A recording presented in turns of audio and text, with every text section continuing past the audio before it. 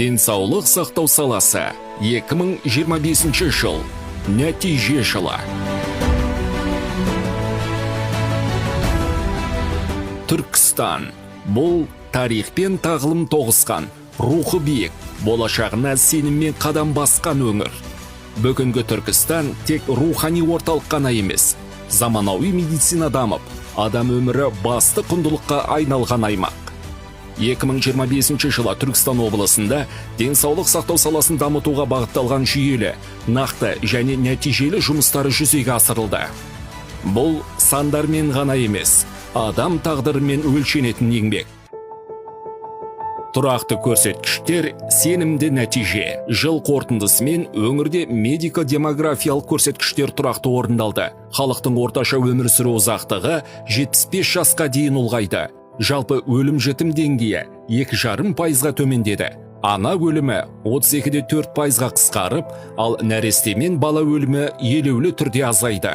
Бұл дәрігерлер еңбегінің, басқарушылық шешімдердің және жүйелі мемлекеттік саясаттың нәтижесі.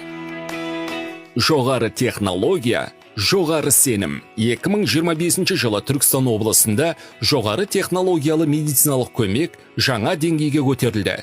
Орган трансплантациясы табысты жүргізіліп, жыл басынан бері 15 күрделі трансплантациялық операция жасалды. Сонымен қатар оториноларингология, урология және интервенциялық кардиология бағытында 60-тан астам жоғары технологиялы операция сәтті өтті. Бұл өңір медицинасындағы үлкен сенім мен үлкен жауапкершіліктің көрінісі. Ана мен бала басты назарда. Ана мен бала денсаулығы мемлекеттің басты басымдығы. 2025 жылы адам папиллома вирусына қарсы вакциналау деңгейі 86%-ға жетті. Облыстың 16 медициналық ұйымында ерекше қажеттілігі бар балаларға арналған даму және ерте араласу орталықтары ашылып, жүйелі жұмыстар жүргізілуде. Балаларға арналған офтальмологиялық және сурдологиялық құзырет орталықтары іске қосылды. Ал шалғай елді мекендерден келетін жүкті әйелдер үшін салауатты ана пансионаттары тәулік бойы қызмет көрсетуде. Адам капиталы медицинаның негізі. Бүгінде Түркістан облысының 45 медициналық ұйымында 24 мыңнан астам медицина қызметкері еңбек етуде. Кадр тапшылығын жою мақсатында 251 резидентуралық грант бөлініп, жас мамандар даярлануда. 2025 жылы 31 дәрігер шетелде біліктілігін арттырды, ал жүздеген медицина қызметкеріне тәжірибелік мастер-класстар өткізілді. Сонымен қатар жас мамандарға әлеуметтік қолдау көрсетіліп, қаржылай көмекпен тұрғын үй мәселелері шешілуде. Бұл маманға деген құрмет, ал медицинаға деген сенім.